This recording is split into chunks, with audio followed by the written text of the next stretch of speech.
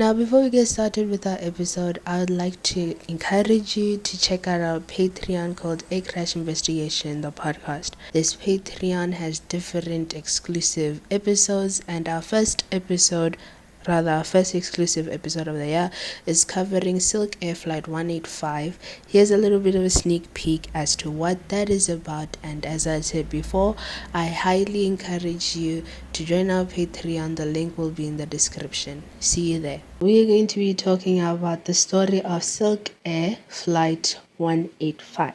At 5 minutes past 9 a.m., the CVR stops recording, which to me incredibly sounds so suspicious. Like, I genuinely do not think that a CVR would just stop for no reason. Yes, you could say that there was probably some malfunctioning.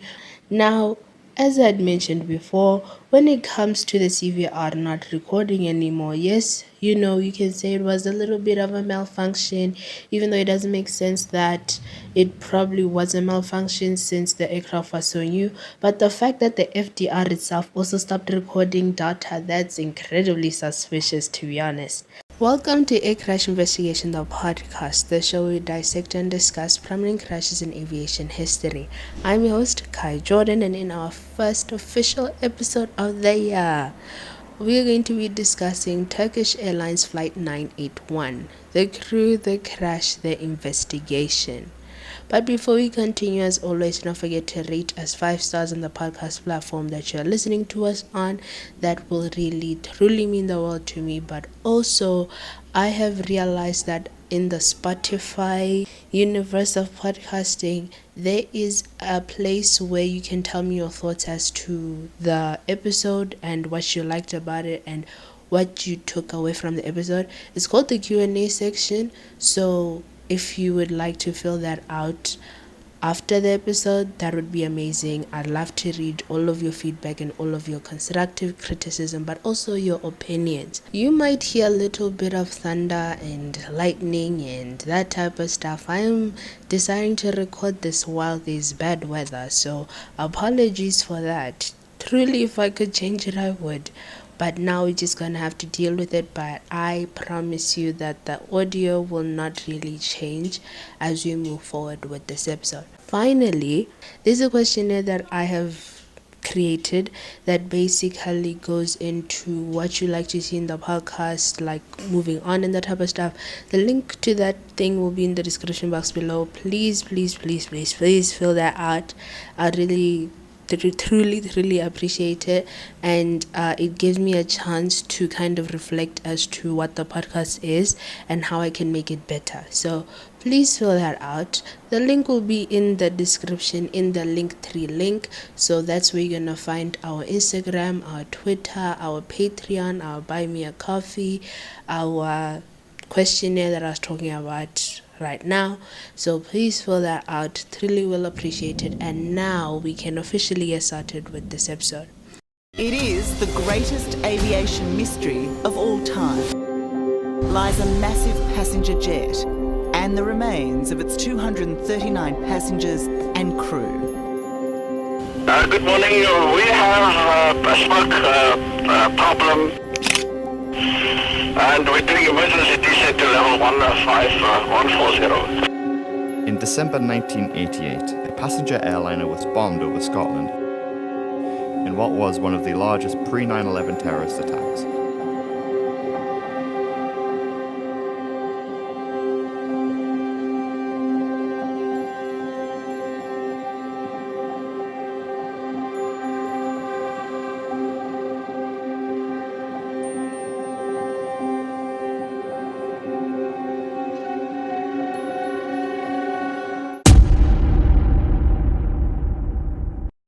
Also, before we continue, I apologize for the wrong pronunciations of these words and these airport names.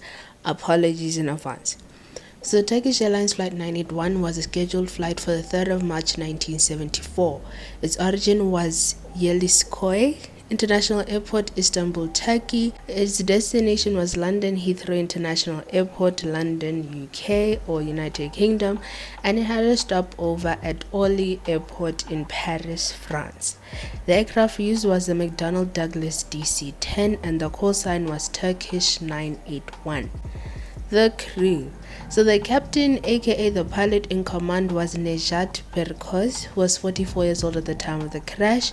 He was a former Air Force pilot and he flew the DC-9, DC-10 and F-27. In total, he had 7,003 flight hours with 438 hours on the DC-10. I could not find his last medical certificate and proficiency test, so we'll just assume that with the flight hours that he has and his age that he was competent enough to fly.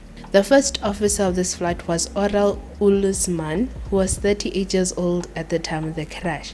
He was also a former Air Force pilot and he flew the F-27, DC-9 and DC-10. In total, he had 5,584 flight hours with 628 flight hours on the DC-10. Finally, the flight engineer was Erhan Ozer, who was 37 years old. He was also a former Air Force pilot and he had 2,113 total flight hours with 775 flight hours on the DC-10. So in terms of the aircraft that was used, the aircraft that was used, as I mentioned before, was the McDonnell Douglas DC-10. Its last inspection was on the 21st of January 1974, aka roughly about 2 months before the flight took place. So the flight. So the first leg from Turkey to France went normally. It was smooth. Then this flight landed at Orly at 2 minutes past 10 a.m. 50 passengers disembarked at Orly and 216 passengers boarded. 10,350 liters of fuel was put into the aircraft. Now, I am sorry, but I don't know how to convert liters to something like ounces. I don't know what is used in the United States, but apologies. Just know that 10,350 liters worth of fuel was put on board.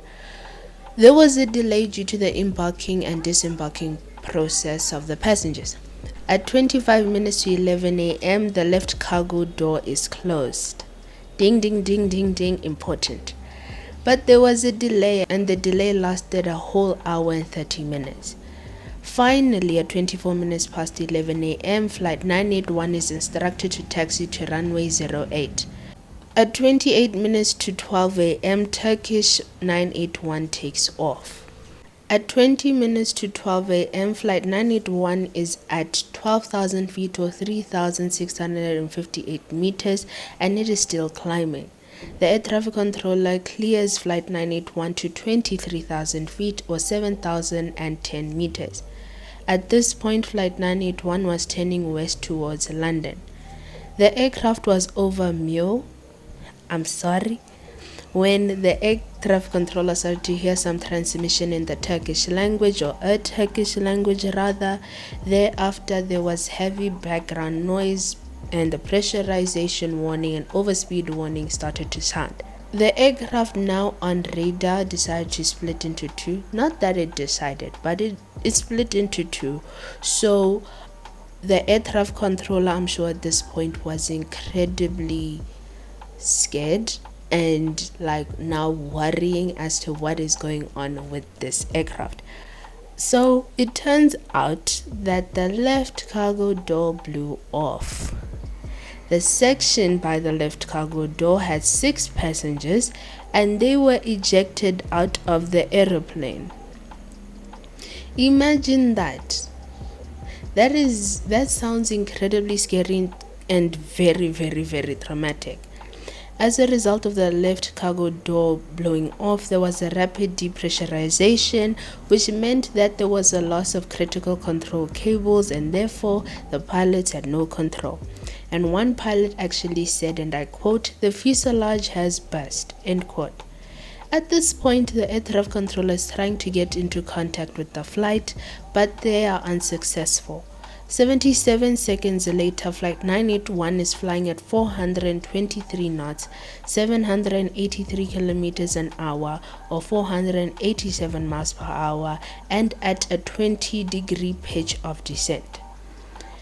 Unfortunately, Flight 981 starts to strike trees and it disintegrates into the Ermenonville forest in France. There was a post-crash fire, and unfortunately everyone on board died. So the investigation was conducted by the Bureau of Inquiry and Analysis for Civil Aviation Safety, or the BEA of France. So the crash site, and I quote, "The crash site is located in a small enclosed valley running from east to west and covered with Scotch and maritime pines," end quote. The aircraft impacted on the landscape exceeded 65,000 square meters, or 699,654 square feet. The aircraft disintegrated into fragmented wreckage which was found at the crash site. And I quote, "On the initial impact with the tops of trees about 10 meters or 33 feet high, the aircraft was on a heading of 280 degrees with a pitch attitude close to -4 degrees and an angle of bank to the left of the order of 17 degrees, meaning that the flight truly had no control. The speed recorded was 420 to 430 knots, 778 to 796 kilometers an hour, or 483 to 495 miles per hour." And I quote, "Impact with the ground was made about 330 meters or 1,083 feet away from the initial point of impact. Along this distance of 330 meters or 1,080 feet, the aircraft cut through hundreds of trees," end quote. The aircraft skidded for a little bit, which kind of makes sense due to the speed in which it was going, it being the airplane itself. So there were traces of kerosene which were found on the crash site. So according to nationwidefuels.co.uk, kerosene's uses vary dramatically from fuel for oil lamps to cleaning agents, jet fuel, heating oil, or fuel for cooking, end quote. So I don't think that's suspicious that they would find kerosene, especially since it shows that kerosene is used to create jet fuel, and of course there'll be jet fuel present because it was a crash site. However, investigators saw this and they basically said there was evidence that the fuel tanks blew up. So the wreckage that was found at St. Pathis, and according to Google, St. Pathis is a commune within the north central France. So I think that's the only thing that's going to be important for this story. So, and I quote, "On the morning of 4 March, French experts accompanied by police officers from St. Pathis found the bodies of 6 passengers, parts of the aircraft seats, and wreckage of the AFT cargo door beneath the aircraft's flight path and 15 kilometers or 9 miles before the main wreckage," end quote. So parts of the left cargo door, such as the latches, electric motor, vent door, and operating arm, and I quote, "were embedded in the fairly soft earth so that they were little damage on impact with the ground," end quote. It's very unfortunate that people were actually ejected out of the aeroplane whilst it was still in the air, and I'm sure, as I've said before, it was incredibly traumatic for those people to perish in that way. So the meteorological information, and I quote, "Between 11 and 12 a.m. on the 3rd of March 1974, the northern half of France was under the influence of unstable air masses. The cloud amount was small, 1/8 to 3/8 cumulus, base between 500 or 1,640 and 1,000 meters or 3,281 feet. Visibility was good, not less than 15 kilometers or 9 miles," end quote. I don't think that weather was a factor as much as they say that there was a lot of unstable air masses, as this flight was already going west to go to London, so I don't really think that was a huge factor in the accident. The examination of the number 2 engine. So at the crash site, and I quote, the mechanical damage found on examination was due to the impact. The engine was not lit at the time of impact. The engine was running down at the time of impact, and there was no trace of fire, end quote. So in my opinion, deducing, as much as I'm not a pilot, that there was nothing wrong with the engine. So the examination of the controls and the horizontal stabilizer jack screw. So there was no abnormality detected with the rudders, ailerons, and elevator. They also examined one of the 2 jack screws which were used in the horizontal stabilizer, and I quote, on this screw the nut was found to have jammed at the time of impact. On examination of the jack screw and its nut, the number of exposed threads between the bottom of the screw and the bottom of the nut could be measured. These measurements made only on this one screw gave for the stabilizer angle and impact a value very close to the position recorded before the loss of the door, end quote. So the screw was close to the left cargo door. But we are talking about so many other things as to what may have caused the crash and the type of stuff, but let us discuss the actual left cargo door. So the shaft extension and the actuator were thoroughly examined, and here are the results. Number 1, the condition of the bearing had already deteriorated. Such deterioration increases the load on the electric motor and may cause the cut off of the electrical power supply through the normal operation of the thermal protection system. Number 2, the fracture of the bearing was a consequence of the abnormal force transmitted immediately before the ejection of the door, end quote.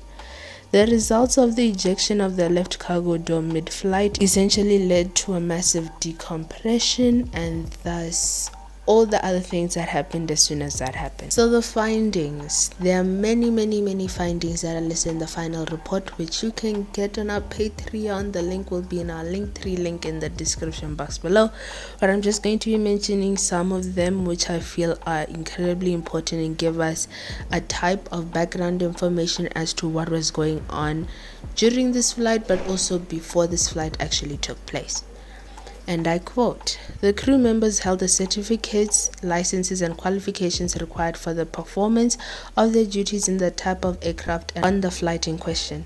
Nevertheless, as regarded the AFT cargo door on the left-hand side, number 1, a service bulletin 52-37 specifying the installation of a support plate designed to prevent forced closing of the locking handle and the vent door in the case of incomplete engagement of the latching system had not been applied to the aircraft before delivery, and this oversight had not been detected at the time of delivery. Number 2, while the aircraft was in service, a modification, direct access to drive mechanism, had been carried out in a way which did not comply with Service Bulletin 52-38.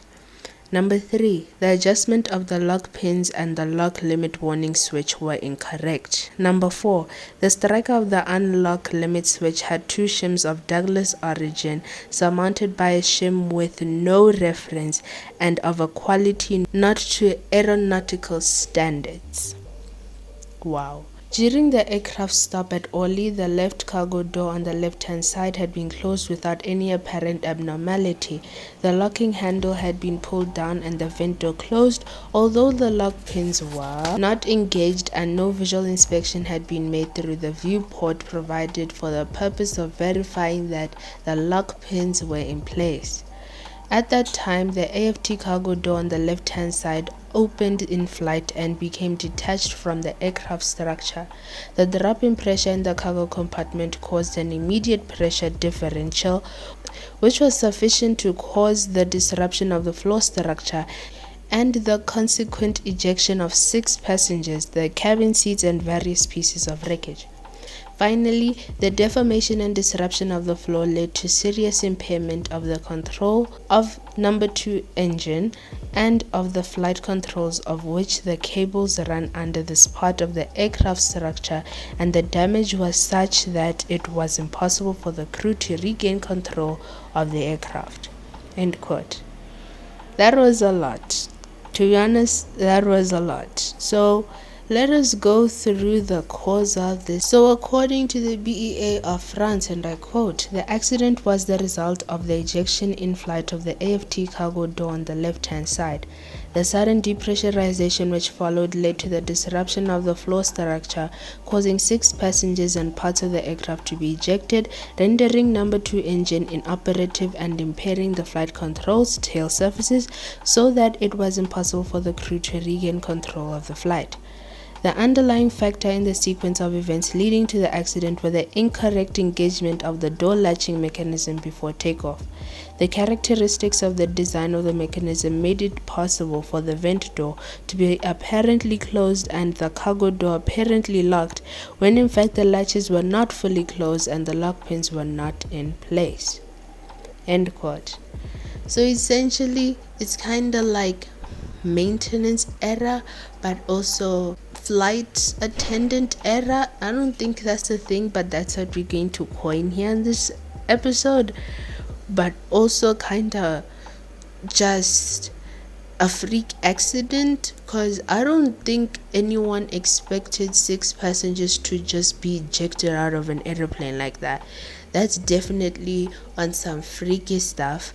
It's incredibly unfortunate, but I just want to truly make it aware that that is definitely not normal. That should not be something that is happening like that. I don't think it has happened since, but either way, it's just really crazy to think about. There is somewhere in our history that people were ejected out of an aeroplane, all because a cargo door failed. And that was because of the flight attendants who did not thoroughly check that the cargo door was closed properly. It probably wasn't just the flight attendants, because I think if it's a cargo door, it'll probably be the people on the ground who are loading the cargo. So I like to put the blame on them too. Either way, we're not blaming the pilots, because quite honestly, there was nothing that they could have done in order to save the plane. Okay, so the safety recommendations set out by the BEA. So here it says that due to an accident that happened in Windsor, Ontario, I'd like to think that it is similar to a Turkish Airlines Flight 981. I'll correct myself in the comments, or you can do that too. I truly don't mind. But like here it says that due to that incident that happened in Ontario, 2 safety recommendations were issued by the National Transportation Safety Board, or the NTSB of the United States of America.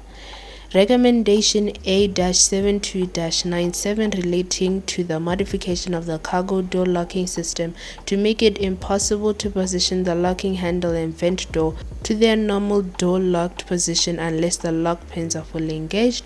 And the second one is Recommendation A-92-98 relating to the means of minimizing the effect of the flooring in the event of sudden depressurization of the cargo compartment. So I think the investigators took all of that and basically said that it should have already happened, and that we should not be having these conversations that a cargo door failed yet again. So the BEA actually said, the Commission recommends that the training of personnel responsible for operating the cargo doors or checking their closure should be organized in accordance with the detailed program established by agreement between the manufacturer and the airline and approved by official services. Examination of the procedures used after the Windsor accident in order to advise the manufacturer and the airline of the necessary modifications has shown that the method of airworthiness directive was not used. For that reason, the recommended measures were not mandatory and appropriate means were not employed to bring the matter to the attention of those concerned. The Commission recommends that the mandatory procedure of airworthiness directives, whatever the financial repercussions, should be selected whenever safety could be at serious risk. End quote. So that is the end of today's episode. Let me know what you think in terms of the story of Turkish Airlines Flight 981. Please let me know if this was a little bit more detailed than what my other previous episodes were like. I just like for it to be more detailed so we can you can actually kind of build some sort of connection with this case, just like how I always do with most of these. Let me know what you think in the Q&A section if you're listening on Spotify, in the comment section if you're listening on YouTube. With the other podcast listening platforms, I'm not sure how they work, but if there's a place where you can tell me your opinions, your views, your thoughts, then please let me know. And if that does not exist, then you can of course tell me in the comments, in my DMs at ACI_THE_podcast, or on Twitter at ACI the podcast. I would really love to know your opinions and your thoughts, and basically anything and everything like that. But that is the end of today's episode. Let me know what you think. As I mentioned before, don't forget to rate us 5 stars or 10 stars on the podcast platform that you're listening to us on. I have been your host, Kai Jordan. I'll catch you in the next one. Cheers.